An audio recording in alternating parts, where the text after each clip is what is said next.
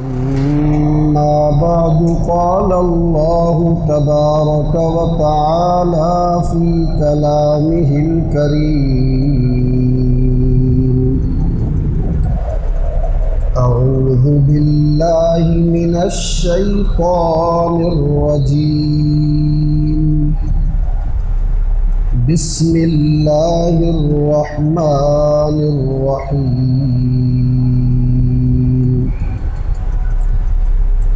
فقلت استغفروا ربكم إنه كان غفارا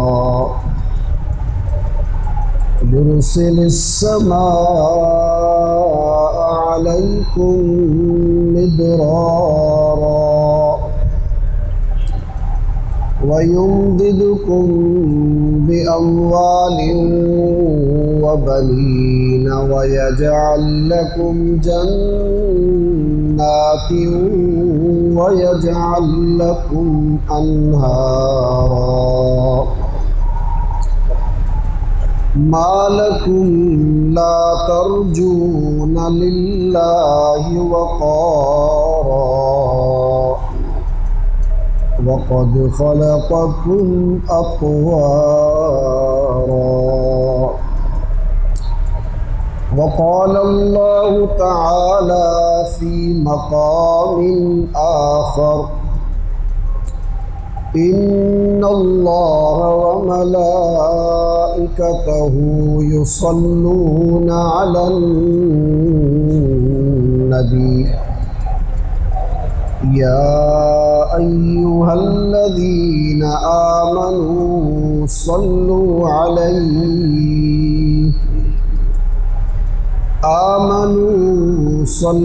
عليه وسلموا تسليما اللهم صل على محمد النبي الأمي الهاشمي وعلى آله وأصحابه وأهل بيته أجمعين هو الحبيب الذي ترجى شفاعته هو الحبيب الذي ترجى شفاعته لكل هول من الأهوال مقتحم. انتہائی قابل احترام میرے بھائیوں، دوستوں اور بزرگوں، بالآخر رب ذوالجلال نے ہمیں وہ ماہ مبارک رمضان المبارک اپنی زندگی میں ایک مرتبہ پھر عطا کیا، جس ماہ مبارک کے لیے اللہ کے رسول صلی اللہ علیہ وسلم ہمیشہ دعا کرتے رہتے تھے، اللہم بلغنا رمضان، اے اللہ مجھے رمضان دے دے۔ تو اس رب ذوالجلال نے وہ ہمیں رمضان عطا کر دیا، اور پھر اس رمضان میں جس کا وہ پہلا عشرہ آپ صلی اللہ علیہ وسلم نے فرمایا کہ وہ رحمت کا عشرہ، وہ بھی ہم نے گزار دیا۔ اب یہ دوسرا عشرہ جسے آپ صلی اللہ علیہ وسلم نے فرمایا کہ یہ مغفرت کا عشرہ ہے، اللہ رب العالمین کی طرف سے روزانہ تھوک کے حساب سے اپنے بندوں کی بخشش ہوتی ہے، مغفرت ہوتی ہے۔ تو ہم اپنی زندگی کا یہ سفر اسی مغفرت کے عشرے میں طے کر رہے ہیں، اور اللہ سے دعا بھی کرتے ہیں کہ یا اللہ اس مغفرت کے عشرے میں ہم سب کو بخش دے، ہم سب کو معاف کر دے۔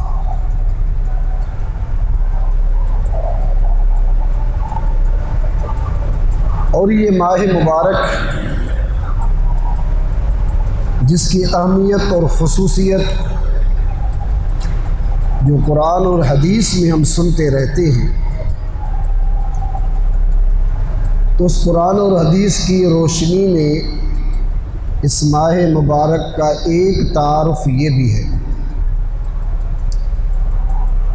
کہ اس ماہ مبارک میں رب ذوالجلال کی طرف سے روزانہ یہ منادی ہوتی ہے، روزانہ، دن کی روشنی میں بھی اور رات کے اندھیرے میں بھی، روزانہ، اور یہ 24 گھنٹے یہ اللہ کی سروس چل رہی ہے۔ حل من مستغفر حل من مستغفر حل من مستغفر، ہے کوئی ایسا بندہ جو اپنے گناہوں کی معافی کا طلبگار؟ تو اللہ کہتا ہے کہ میں اسے معاف کر دوں۔ یہ رب ذوالجلال کی طرف سے دن کی روشنی میں بھی یہی صدا اور رات کے اندھیرے میں بھی یہی ندا، حل من مستغفر حل من مستغفر۔ وہ کون ہے؟ تو ہم یہ کہنا شروع کر دیں، ہم یہ کہہ دیں کہ یا اللہ وہ ہم ہی ہیں بندے، یا اللہ وہ ہم ہی ہیں لوگ اپنے گناہوں کے معافی کے طلبگار، اپنے خطاؤں کے معافی کے طلبگار۔ یہ اللہ کی طرف سے یہ منادی ہوتی ہے، لیکن یہ بات صرف اور صرف اسی ماہ مبارک سے مختص ہے۔ 11 مہینے ہم اللہ سے دعا کرتے ہیں اور دعا کرنا بھی چاہیے، اللہ سے مانگنا بھی چاہیے، اور یہ 11 مہینے ہماری طرف سے یہ صدا ہوتی ہے۔ بندہ اپنے رب سے دعا کرتا رہتا ہے، بندہ اپنے رب سے مانگتا رہتا ہے، اور یہ مانگنا چاہیے، اس لیے کہ اس کے سوا اور کوئی دینے والا، اس کے سوا کوئی عطا کرنے والا، اس کے سوا کوئی معافی دینے والا کوئی نہیں۔ بلکہ قرآن کریم میں اسی رمضان المبارک کی آیات کے اختتام پر ایک اہم اور زبردست آیت کریمہ ہے، وَإِذَا سَأَلَكَ عِبَادِي عَنِّي فَإِنِّي قَرِيبٌ۔ اے میرے حبیب، یہ میرے بندے تجھ سے پوچھتے ہیں کہ میں کہاں ہوں، اور لوگ آتے تھے اللہ کے نبی کی خدمت میں تشریف لاتے تھے، وہ آ کر کہتے تھے کہ اے اللہ کے نبی، جس رب کی آپ بات کرتے ہیں وہ کہاں ہے؟ تو اس سوال کے جواب میں اللہ نے اس آیت مبارک کو نازل کیا کہ وَإِذَا سَأَلَكَ عِبَادِي عَنِّي فَإِنِّي قَرِيبٌ۔ میرے بندے میرے بارے میں تجھ سے پوچھتے ہیں کہ میں کہاں ہوں، اے میرے حبیب ان سے کہہ دو کہ میں تم سے قریب ہوں، صرف قریب ہی نہیں ہوں۔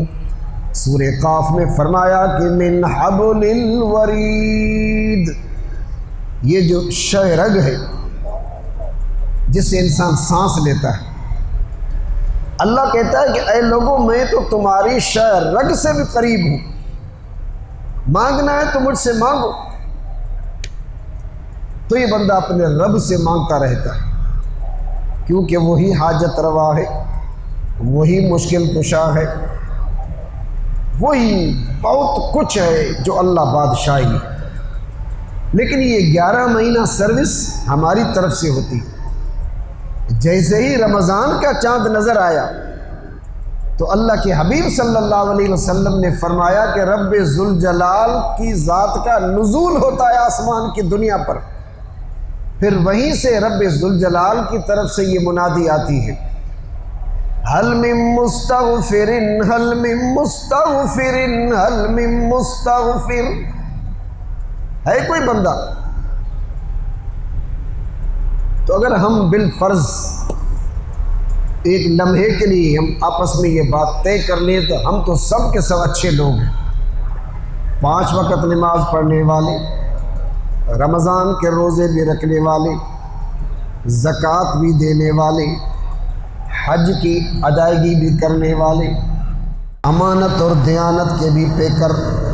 اگر بالفرض ایک لمحے کے لیے یہ مسجد قریش کا لوگ، سرزمین سندھ میں بسنے والے لوگ، پاکستان کے کرۂ ارض پر بسنے والی یہ انسانیت اور یہ دنیا میں سب کے سب لوگ یہ کہیں تو ہم تو سے اچھے لوگ ہیں، ہمیں تو معافی کی کیا ضرورت ہے؟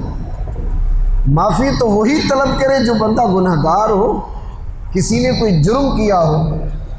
اگر آپ اور ہم بالفرض اتنا یقین ہو کہ ہم سب کے سب اچھے لوگ ہیں، اور میں اللہ سے امید کرتا ہوں کہ آپ سب کے سب ایسے ہی ہوں گے، اچھے ہی ہوں گے انسان، لیکن اس کے باوجود بھی اگر ہم یہ سمجھتے ہیں کہ ہم اچھے لوگ ہیں، صوم اور صلاۃ کے پابند بھی ہیں، امانت اور دیانت کے پیکر بھی ہیں، اس کے باوجود بھی میرے دوستو ہمیں استغفار پڑھنا چاہیے۔ کیوں کہ اس پوری کائنات کے اندر اگر کوئی معصوم عن الخطا کوئی ذات ہے، اگر کوئی معصوم عن الخطا کوئی ذات ہے تو وہ صرف اور صرف میرے نبی اور آپ ہی کے نبی۔ پوری کائنات کے اندر اگر کوئی معصوم عن الخطا ہے تو وہ اللہ کے آخری نبی، امام الانبیاء نبی حضرت محمد مصطفیٰ صلی اللہ علیہ وسلم جو معصوم ہے۔ ہم کہتے ہیں اپنی زبان میں بھی اللہ جی ذات پاک ہے، اللہ جو نبی بھی پاک ہے، اللہ جو قرآن کریم بھی پاک ہے، ہی اللہ جو گھر بھی، زور سے بولو، اللہ بھی پاک ہے، اللہ کا نبی بھی، اللہ کا قرآن بھی، اور اللہ کا گھر بھی۔ لیکن اس کے باوجود میرے نبی نے کیا فرمایا؟ جس کی پاک دامنی کا ذکر خود کائنات کے رب نے فرمایا۔ آپ کا اور ہمارا ذکر تو اس طرح کا نہیں ہے کہیں بھی، ہم بذام خود سمجھتے ہیں کہ ہم اچھے لوگ ہیں یا ہوں گے، لیکن اللہ کے نبی کی عصمت کا تذکرہ تو اللہ نے خود قرآن کریم میں کیا کہ وہ معصوم ہے۔ تو اللہ کے نبی فرماتے ہیں کہ میں بھی اپنے رب سے روزانہ 1 مرتبہ نہیں، 2 اور 10 نہیں، 10 اور 20 نہیں، میں اپنے رب سے روزانہ 70 سے زیادہ اپنے رب کی ذات سے روزانہ کہتا ہوں استغفر اللہ، استغفر اللہ، استغفر اللہ، اے اللہ مجھے معاف کر دے۔ یہ کون کہہ رہا ہے؟ اللہ کے نبی کہہ رہے ہیں استغفر اللہ۔ تو ہم سب بھی کہہ دیں کہ استغفر اللہ، زور سے بولو، اور زور سے بولو، اور زور سے بولو۔ اللہ کہتا ہے کہ جو بندہ استغفار کرتا ہے تو مجھے بہت اچھا لگتا ہے بندہ۔ تو ہم سندھی میں کہتے ہیں جے کو نوڑندو آئے وہ ٹپی ویندو آئے، جے کو آکڑ بو آئے وہ سٹجی ویندو آئے۔ اگر دروازہ 5 فٹ کا ہو، بندہ 6 فٹ کا ہے تو وہ کیسے گزر ہوگا اس کا؟ اگر دروازہ 5 فٹ کا ہے اور بندہ جو ہے 6 فٹ کا ہے، تب اس کو اگر یہ سیدھا آئے گا تو اس کا تو سر ٹکرائے گا۔ جب وہ تھوڑی سی وہ نوڑت اختیار کرے گا، عاجزی اختیار کرے گا تو اس دروازے سے کراس کرائے گا۔ تو ہم اپنے رب کے سامنے کتنے بڑے ہیں، ہم کیا ہیں؟ ہم کو پانی کے غلیظ قطرے سے پیدا ہونے والی مخلوق، ہماری حیثیت کیا اس بڑے رب کے سامنے؟ تو رب میرا کہتا ہے کہ اے میرے بندو، اگر تم نے یہ جو تمہارے نبی نے تمہیں وظیفہ دیا ہے، یہ وظیفہ کسی خانقاہ سے، کسی درگاہ سے، کسی پیر اور مرشد سے نہیں ملا ہمیں، یہ ہمیں اللہ کے نبی اور اللہ کے آخری نبی کی زبان سے یہ ہمیں وظیفہ ملا ہے کہ استغفر اللہ، یہ اللہ کے نبی کا دیا ہوا وظیفہ۔ اور قرآن کریم میں جس آیت کو میں نے تلاوت کیا ہے، اس آیت کریمہ میں خود اللہ نے بھی یہ ہدایت کی کہ اے لوگو، یہ تم اپنا وظیفہ، اپنی زندگی کا وظیفہ بنا لو۔ استغفروا ربکم استغفروا ربکم استغفروا ربکم، تم اپنے رب سے معافی طلب کرو، استغفار کرتے رہو۔ یا اللہ اگر ہم دنیا کے اندر اس استغفار کو پڑھتے رہیں، یا اللہ ہم اس دنیا میں استغفار کو پڑھتے ہی رہیں، تو اس میں دنیا کا کیا فائدہ ہوگا؟ کیونکہ یہ بندہ دنیا میں کیش چاہتا ہے، نقد چاہتا ہے۔ جو بھی انسان دنیا میں عمل کرتا ہے تو وہ کہتا ہے کہ اس کا بھائی دنیا میں مجھے کیا ملے گا۔ وہ ہمارے ایک قوم پرست تھے، کامریڈ قسم کے ساتھی تھے، وہ کہتے تھے کہ مولانا آپ عجیب لوگ ہیں، یا تو آسمان سے اوپر کی باتیں ہمیں بتاتے ہیں یا زیر زمین کی باتیں ہمیں بتاتے ہیں۔ بھائی جب تک ہم زیر زمین چلے جائیں، جب تک ہماری روح ونفخت فیہ من روحی یہ اوپر چلی جائے، ہمیں تو رہنا ہے اس دنیا میں۔ اس دنیا میں ہمارے لیے بتاؤ کہ یہ قرآن کریم ہمیں کیا دیتا ہے رمضان کے اندر، یہ جو جس کا درس دیا جا رہا ہے، یہ قرآن کریم، یہ استغفار، اس کا دنیا میں کیا فائدہ ہوگا؟ تو میرے عزیزو، قرآن کریم کی اس آیت کریمہ کے اندر رب ذوالجلال نے نہ اوپر کا فائدہ بتایا ہے نہ نیچے کا فائدہ بتایا۔ اس کا فائدہ، اس دنیا کا فائدہ اللہ رب العالمین نے ہمیں بتا دیا۔ اور ویسے بھی کراچی تو ہے ہی بزنس کرنے والے لوگ، کاروباری لوگ ہیں، سارے تاجر لوگ ہیں۔ آج تو پوری بازار جو ہے اسی پر کھڑی ہوئی ہے کہ ہم روز کتنا کماتے ہیں، بھائی روزانہ ہماری کتنی معیشت بنتی ہے۔ استغفروا ربکم استغفروا ربکم، استغفار کرو، اللہ سے معافی طلب کرو۔ یا اللہ ہم تجھ سے معافی طلب کرتے ہیں یا اللہ، لیکن اس کا فائدہ کیا ہوگا؟ یرسل السماء علیکم مدرارا، رب ذوالجلال نے فرمایا کہ اے لوگو، اگر تم استغفار پڑھتے رہو گے تو اس دنیا کے اندر رب کی طرف سے باران رحمت برسے گی۔ اس دنیا کے اندر اگر تم استغفار کا وظیفہ پڑھو گے تو رب ذوالجلال کی طرف سے باران رحمت آ جائے گی۔ لوگ کہہ رہے ہیں کہ کراچی میں گرمی ہے، گرمی ہے سے بٹے نہیں تھا نا، روزن کی ڈاڑھی سختی تھی ودھی وجہ سے، تو اس کا مطلب ہے کہ ہمیں اور استغفار پڑھنا چاہیے تاکہ اللہ کی رحمت برسے ہمارے اوپر۔ وَيُمْدِدُكُمْ بِأَمْوَالٍ وَبَنِينَ، دوسری بات میرے رب نے فرمایا کہ اس استغفار کے نتیجے میں اے لوگو، تمہارے مال میں بھی برکت آ جائے گی، تمہاری اولاد میں بھی برکت آ جائے گی۔ ہم تو روزانہ یہ دعا کرتے ہیں اور لوگ ہمیں کہتے ہیں کہ صحیح دعا کرو، مال میں برکت کے لیے بھی دعا کرو، بچوں کے لیے بھی دعا کرو۔ ابراہیم صاحب یہی بات ہوتی ہے، سائیں بچوں کے لیے بھی دعا کرو، کسی روزی اور روزگار سے لگ جائیں۔ اور ہمارے روزانہ جو انکم ہے، خصوصاً آج کے دور میں اور عمران کے دور میں سے حالات بہت خراب ہو گئے، اسی بہت بڑے مسائل ہیں۔ اور یہ بات میں کل کی آپ سے بتاؤں، ایک بندہ تھا جو ہمارے ادارے کو ہر سال زکوٰۃ دیتا تھا۔ کل میں نے اس سے بات کی، اس نے کہا کہ 2 سال سے ہمارا کاروبار نہیں چل رہا، ہم خود زکوٰۃ لینے والے بن گئے۔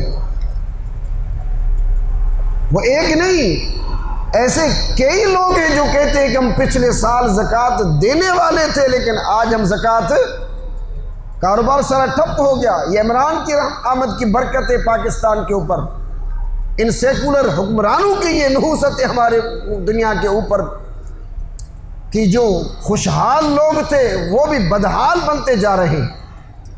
تو قرآن کریم نے فرمایا کہ استغفروا ربکم انہ کان غفارا یرسل السماء علیکم مدرارا ویمددکم باموال وبنین، تمہاری مال میں بھی برکت آ جائے گی اور تمہاری اولاد میں بھی، زور سے بولو، وَيَجْعَلْ لَكُمْ جَنَّاتٍ وَيَجْعَلْ لَكُمْ أَنْهَارًا۔ قرآن کریم نے فرمایا کہ اے لوگو، خصوصاً پاکستان کے لوگوں، تمہارا تو پورا ملک ہے ہی زراعت پر، 70% یہ ہمارا پاکستان زرعی ملک ہے، لیکن ہماری زراعت تباہ ہو رہی ہے۔ سارے زمیندار جو ہیں، ہم جس ضلع سے ہمارا تعلق ہے، ہمارا جس ضلع سے، ضلع کشمور سے، تو وہاں پر زمیندارہ سب کا سب مسلمانوں کے پاس ہے، لیکن تجارت سب کے سب بنیوں کے پاس ہے۔ وہ سارے کے سارے زمیندار ان بنیوں کے قرضدار ہیں، مقروض ہیں ان کے۔ جس طرح یہ پاکستان عالمی لیول پر ورلڈ بینک کا اور IMF کا مقروض ہے، اسی طرح ہماری زمیندار جو ہیں وہ ہمارے بیوپاری جو بنی ہیں ان کے ہاں وہ مقروض بنے ہوئے ہیں۔ نہ ہم عالمی لیول پر ان عالمی کفر کی ان IMF اور ورلڈ بینک سے چھٹکارا پا رہے ہیں، اور نہیں ہم اپنے ضلع کے اندر ان بنیوں کے قرضوں سے ہم چھٹکارا حاصل کر رہے ہیں۔ سارے کے سارے لوگ جکڑے ہوئے۔ رب ذوالجلال نے فرمایا کہ اے لوگو، استغفروا ربکم، تم استغفار کرو، وَيَجْعَلْ لَكُمْ جَنَّاتٍ وَيَجْعَلْ لَكُمْ أَنْهَارًا، میں تمہارا ریونیو ٹھیک کر دوں گا، تمہاری زراعت کو استحکام عطا کروں گا۔ پہلی آیت میں تاجروں کے لیے خوشخبری تھی، وَيَجْعَلْ لَكُمْ جَنَّاتٍ سے پہلے تمہارے مال میں، یہاں پر تاجروں کا تذکرہ ہے، یہاں پر زراعت پیشہ لوگوں کا تذکرہ ہے، لیکن سب کے لیے رب ذوالجلال نے ایک ہی وظیفہ دیا ہمارے اپنے نبی کے ذریعے۔ وہ کون سا وظیفہ ہے؟ زور سے بولو، یا اللہ ہمیں معاف کر دے۔ تو آپ تھوڑی دیر کے لیے پھر سوچتے ہوں گے، صحیح مولانا ہم نے کیا کیا ہے؟ کیا تو ان لوگوں نے جنہوں نے پاکستان کو لوٹا، جو دھاڑیل ہیں، جو غاصب ہیں، جنہوں نے پورے پاکستان کے خزانے کو لوٹا۔ استغفار تو انہیں کرنا چاہیے، ہمیں کیا توبہ کرنے کی ضرورت ہے؟ صحیح۔ اللہ تعالی ہمارے سابق امیر جماعت اسلامی سید منور حسن، اللہ تعالیٰ ان کو غریق رحمت کرے، اللہ تعالیٰ انہیں اعلیٰ علیین میں داخل کرے۔ اور ایک موقع پر وہ اسی توبہ اور استغفار پر یہ گفتگو فرما رہے تھے۔ حضرت سید منور حسن فرما رہے تھے کہ اے لوگو، تمہیں بھی استغفار کرنا چاہیے، اس لیے ان حکمرانوں کو حکومت دینے والے تم ہی تو ہو، اللہ کے بندے، سروں پر تم ہی نے تو انہیں کو بٹھایا ہوا ہے، جو تمہیں سودی نظام میں جس نے تمہیں جکڑ کے رکھا ہوا ہے، عالمی لیول پر تمہیں ان لوگوں نے مقروض کیا ہوا ہے۔ اے لوگو، تمہیں بھی استغفار کرنا چاہیے۔ لیکن اس سے علاوہ ایک اور اہم بات میں آپ سے دوستوں سے بات شیئر کرنا چاہتا ہوں۔ یہ جو قرآن کریم نے ہمیں بار بار استغفار کا درس دیا، بار بار استغفار کا درس دیا، یہ کیوں دے رہے قرآن کریم؟ ایک تو وہ گناہ ہے جو ہم انفرادی طور اپنی زندگی میں کوئی نہ کوئی گناہ انسان سے ہو جاتا ہے، یہ انسان کا حصہ ہے۔ انسان اور ابلیس کا آپس میں ایک بہت ٹکراؤ چلتا ہے، کشمکش ہے۔ ابلیس نے اللہ سے اللہ کو چیلنج دی تھی کہ میں اس آدم کو نہیں چھوڑوں گا، وہ آج تک اس آدم زادو کے پیچھے لگا ہوا، نہیں چھوڑ رہا تمہیں۔ روزے کی حالت میں بھی وہ ہم سے بہت کچھ کروا لیتا ہے۔ ہمارے یہاں کچھ نوجوان وہ تاش کے پتے کھیل رہے تھے۔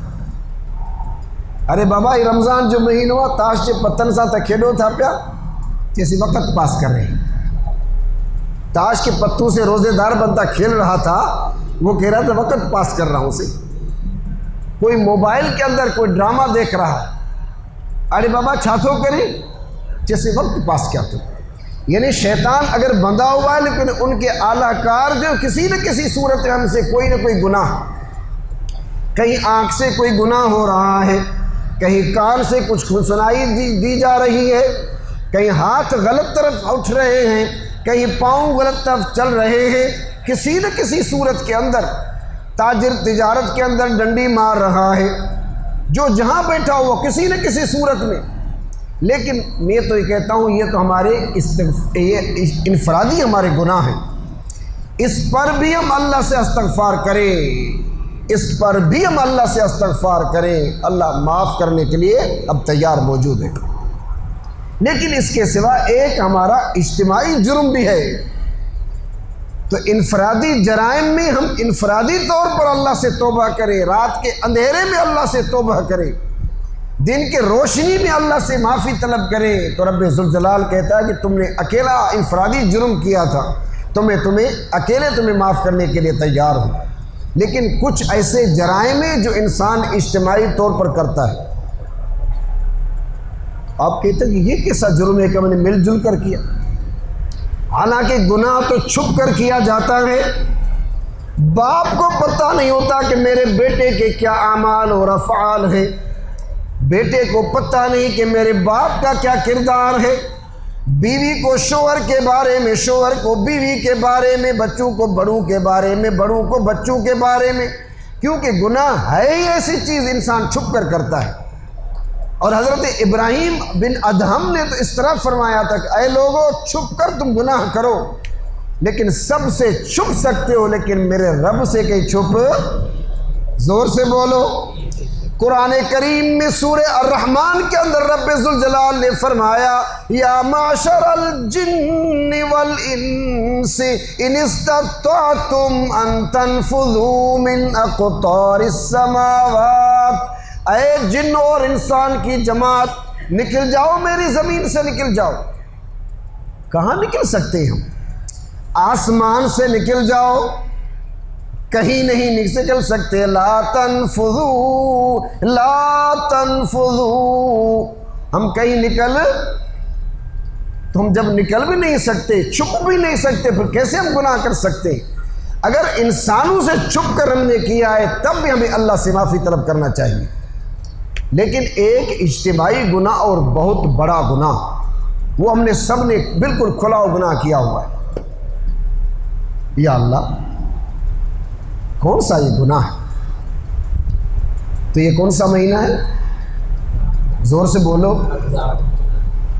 رمضان اللہ کا وہ بابرکت مہینہ ہے جس میں رب ذوالجلال نے ہم سب کو ایک بہت بڑا تحفہ قرآن کریم کی صورت میں عطا کیا.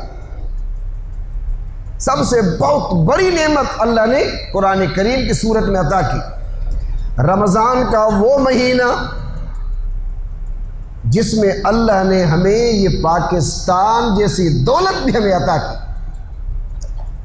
یہ تو ابھی کشمیریوں سے ہمیں پوچھے کہ آزادی کتنی بڑی نعمت ہے، فلسطین کے مسلمانوں سے پوچھے کہ آزادی کی کیا قیمت بنتی ہے. ہمارے بڑوں نے، ہمارے بزرگوں نے جو قربانی دے کر یہ پاکستان کو حاصل کیا تھا، اس وقت یہ حاصل کیوں کیا تھا؟ کیا ہندوستان میں یہ گٹر نہیں بن رہے تھے، سڑکیں نہیں بن رہی تھی، وہاں پر ہاسپیٹلز نہیں تھے، یا آج کل وہیں پر ہسپتالیں اور روڈز نہیں بنتے؟ سب کچھ وہیں پر موجود ہے، بلکہ ہم سے زیادہ وہیں پر ہے. یہ جو جیرے کے ہم کرتے ہیں، جو آپریشن کرواتے ہیں، وہ تو انڈیا میں جا کر ہم ٹرانسپریشن کرواتے ہیں. ہم تو اس سے پیچھے اس علاج کے معاملے میں بھی. لیکن اس وقت جب ہم نے پاکستان کو حاصل کیا تھا، کیوں حاصل کیا تھا؟ اس وقت کوئی سندھی بھی نہیں تھا، پنجابی بھی نہیں تھا، پٹھان بھی نہیں تھا، مہاجر بھی نہیں تھا، کوئی انصار بھی نہیں تھا، دیوبندی بھی نہیں تھا، بریلوی بھی نہیں تھا، شیعہ بھی نہیں تھا، سنی بھی نہیں تھا. سب ہم ایک ہی قوم بنے ہوئے تھے. سب کا نعرہ تھا، ہم سب کا یہ پروگرام تھا، یا اللہ تو ہمیں ایک ایسا ٹکڑا دے دے، ایک ایسا خطہ دے دے یہاں پر اور کسی کی حکمرانی نہیں ہوگی. یا اللہ تیرے حکم کے سوا یہاں پر کسی کا حکم، لا الہ الا اللہ. یہ ایسا وظیفہ اس وقت ہم نے خود اختیار کیا تھا. اور اس کا ترجمہ کیا کیا ہے حضرت बाहू ने यकीदानम के दरी आलम के ला मसजूद इल्लाहु वला मौजूद फिल कौनैन ला माबूद इल्लाहु। या अल्लाह तेरे सिवा और किसी का सिजदा, जोर से बोलो, या अल्लाह तेरे सिवा और किसी की इबादत, या अल्लाह तेरे सिवा और किसी का कानून, या अल्लाह तेरे सिवा और किसी की हुकूमत।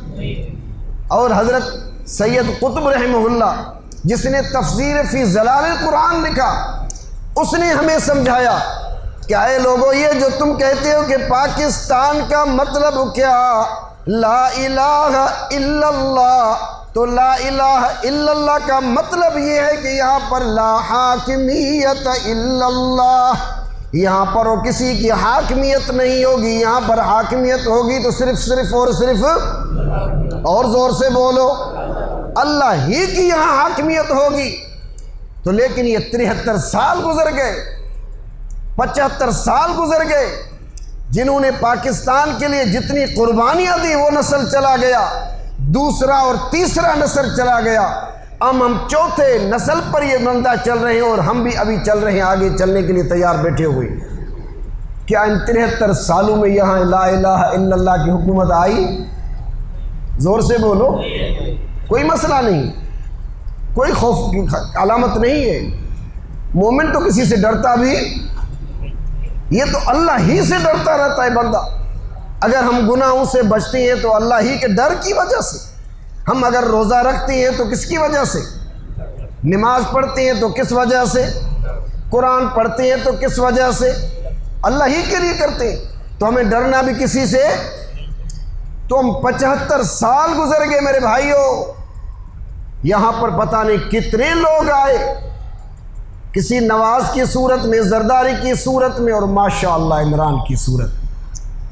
क्या कमाल कर दिया हमने भी इंतखाब में, क्या हमारा इंतखाब था।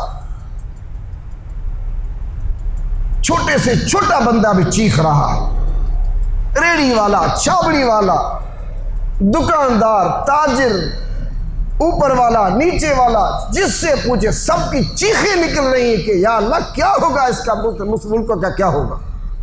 और अब तो इस कोरोना ने सबको लपेट में लिया हुआ है, सबको लपेट में लिया हुआ। पूरी दुनिया इस एक ही कोरोना, कितना वायरस कितना है जो दूरबीन में भी नजर नहीं आ रहा। बड़ी बड़ी ताकतें उसके सामने ढेर हो गई, अमेरिका ढेर हो गया, फ्रांस ढेर हो गया, इटली ढेर हो गया, सब के सब ममालिक। अब हमारे पड़ोस में हिंदुस्तान के अंदर रोजाना सैकड़ों की तादाद में वो लाशें उठा रहा है।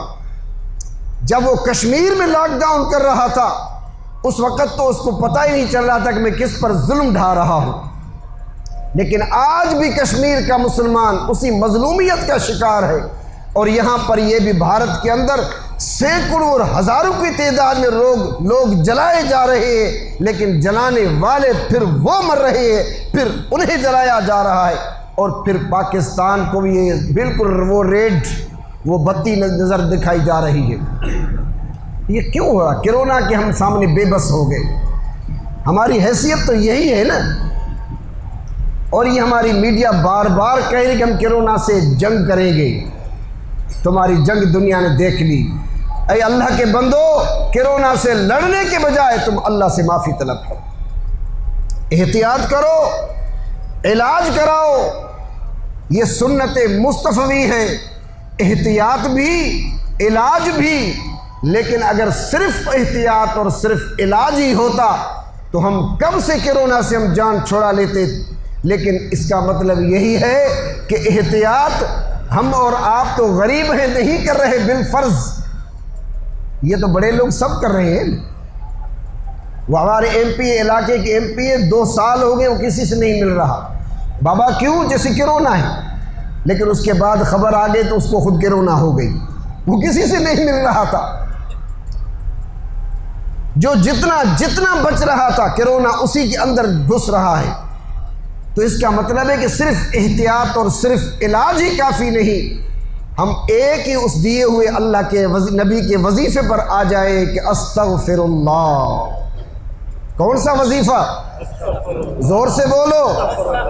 तो استغفار کا یہ وظیفہ ہمیں سبق دے رہا ہے کہ اے لوگوں تم پلٹ آؤ اپنے رب کی طرف، اس کے دین کی طرف، اس کے قرآن مجید کی طرف، اس بے وفائی کی طرف آ جاؤ جو تم نے اللہ سے بے وفائی کی تھی۔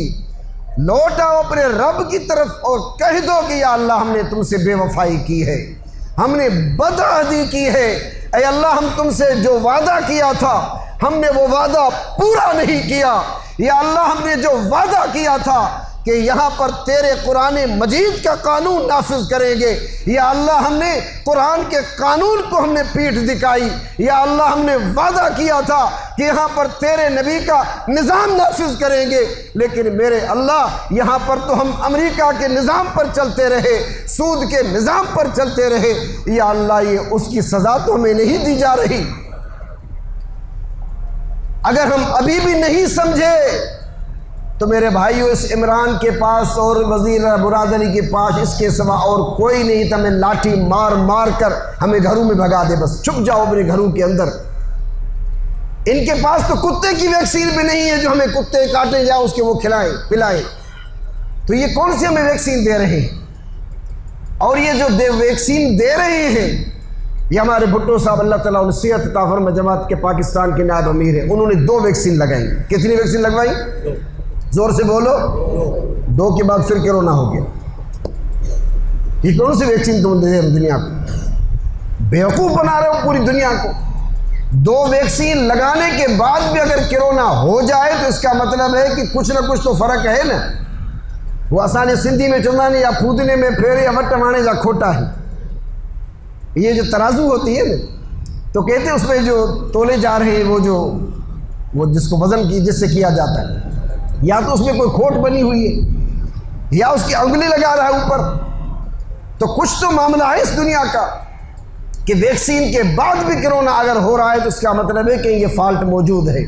تو اس لیے میرے بھائیوں احتیاط لازمی، علاج بھی لازمی، لیکن اس کے ساتھ ساتھ یہ جو وزیر اعظم پاکستان یہ وزیر اعظم کرونا ہے، وزیر اعلیٰ سندھ یہ وزیر اعلیٰ سندھ کرونا ہے، یہ ہمیں نہ کرونا سے بچائیں گے، نہیں ان کے پاس کوئی فارمولہ ہے، اس کا فارمولہ میرے نبی کے پاس ہے، کائنات کے نبی کے پاس دیا ہوا وہ فارمولہ کہ اللہ کے نبی نے فرمایا کہ میں اپنے رب سے روزانہ استغفار کرتا ہوں۔ تو ہم سب کو استغفار کرنا چاہیے، اور استغفار کا مطلب یہ ہے کہ ہم سب کے سب لوگ یہ عہد کریں، وعدہ کریں، عہد کریں کہ یہاں پر ہم کسی انسان کی حکومت کے لیے کسی کی معاملت نہیں کریں گے، یہاں پر اگر ہم اٹھیں گے تو اللہ کے قرآن کے لیے اٹھیں گے، اللہ کے نبی کے نظام کے لیے ہم کھڑے ہو جائیں گے۔ تو یہ پاکستان کے لوگ، سرزمین سندھ کے لوگ اگر یہ ایک ہی نقطے پر کھڑے ہو جائیں، وہ ایک ہی نقطہ یہی ہے کہ یہاں پر سب کو حقوق ملیں گے، سب کے حقوق کا تحفظ ہوگا، ریڑھی والے کا، چھابڑی والے کا حقوق کا تحفظ ہوگا، تاجر کا تحفظ ہوگا، اساتذہ کا تحفظ ہوگا، وہ تب تحفظ ہوگا جب یہاں پر اللہ کے قرآن مجید کی حکومت قائم ہوگی۔ تو ہمارے تبلیغی جماعت کے دوست وہ وعدہ لیتے ہیں 3 دن کے لیے، چلہ کے لیے، 4 مہینے کے لیے، شب جمعہ کے لیے لوگوں سے وعدہ لیتے ہیں۔ اچھا کام ہے، اچھے کام کی ہمیشہ سپورٹ کرنی چاہیے، لیکن ہم نے چلے بھی دیے، 4 مہینے بھی دیے، شب جمعہ بھی گزارے، لیکن پاکستان کی تقدیر تبدیل صرف ایک ہی ہم وعدہ کریں کہ یا اللہ ہم کسی سیکولر کو سپورٹ نہیں کریں گے، یا اللہ کسی سیکولر حکمران کو ووٹ نہیں دیں گے، یہاں کا اگر ووٹ دیں گے سپورٹ کریں گے تو انہی کو کریں گے جو یہاں پر اللہ کے قرآن مجید کی حکومت قائم کریں۔ تو آپ اس عہد پر تیار ہیں اللہ کے قرآن مجید کے قانون کے لیے، اللہ کے نبی کے نظام کے نفاذ کے لیے؟ میرے بھائیو اگر تم عہد کرتے ہو، وعدہ کرتے ہو اور اس پر یہ امت کھڑی ہو جاتی ہے تو میرا رب پر پورا ایمان ہے تو یہ کرونا ہم سب کا کچھ نہیں بگاڑے گا۔ انشاءاللہ کرونا سے بھی ہمیں نجات مل جائے گی، اور کرونا لانے والوں سے بھی ہمیں نجات مل جائے گی، اور دنیا میں دنیا کفر کا جو ظلم ہے ہم سب کے اوپر، اللہ تعالیٰ ان سے بھی ہمیں نجات عطا کرے گا۔ میں اللہ سے دعا کرتا ہوں اپنے لیے بھی، اپنے بچوں کے لیے بھی، بزرگوں کے لیے، پوری امت مسلمہ کے لیے اور پوری انسانیت کے لیے، یا اللہ یہ جو دنیا میں تو نے وبائیں اٹھائی ہوئی ہیں، یا اللہ ان سب سے ہمیں نجات عطا فرما، یا اللہ ہم سب کو بچا لے، یا اللہ ہم سب پر اپنی رحمت نازل فرما۔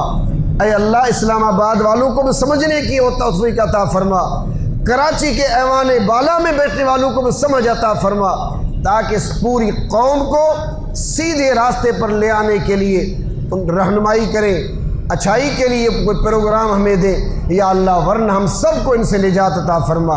اے میرے بھائیو، ہم تمام بیماروں کے لیے بھی دعا کرتے ہیں۔ اس وقت بہت لوگ پریشان ہیں، روزانہ پتہ نہیں کتنے لوگ دعاؤں کے لیے کہتے ہیں، یا اللہ ہم تمام بیماروں کے بھی دعا کرتے ہیں۔ یہ رمضان کا مہینہ مغفرت کا مہینہ، بخشش کا مہینہ، اے رب تیری عطا کا مہینہ ہے۔ ہم اپنے تمام بیماروں کے لیے بھی دعا کرتے ہیں۔ اللہ تعالیٰ ہم سب کی دعاؤں کو قبول اور منظور فرمائے۔ وصلی اللہ تعالی علی خیر خلق محمد وعلی آلہ واصحابہ اجمعین۔ اللہم ربنا آتنا فی الدنیا حسنہ وفی الآخرۃ حسنۃ وقنا عذاب النار۔ اللہم لک الحمد کلہ کما ینبغی لجلال وجہک وعظیم سلطانک۔ یا اللہ یا رحمان یا رحیم یا کریم یا ستار یا غفار برحمتک نستغیث برحمتک نستغیث۔ یا اللہ اس رمضان کی مغفرت کے عشرے میں ہم سب کے گناہوں کو معاف فرما۔ اے رب ذوالجلال اس وبا سے ہم سب کو محفوظ فرما، پوری امت مسلمہ کو محفوظ فرما۔ اے رب ذوالجلال ہم سب کو قرآن کے راستے پر اٹھا دے، قرآن کے راستے پر ہمیں چلنے کی توفیق عطا فرما۔ اے رب ذوالجلال ہم سب کی نمازوں کو، یا اللہ روزوں کو، صدقہ اور خیرات کو اپنی بارگاہ میں قبول فرما۔ اللہم صلی علی محمد و آل محمد کما صلیت علی ابراہیم وعلی آل ابراہیم انک حمید مجید برحمتک نستغیث یا ارحم الراحمین۔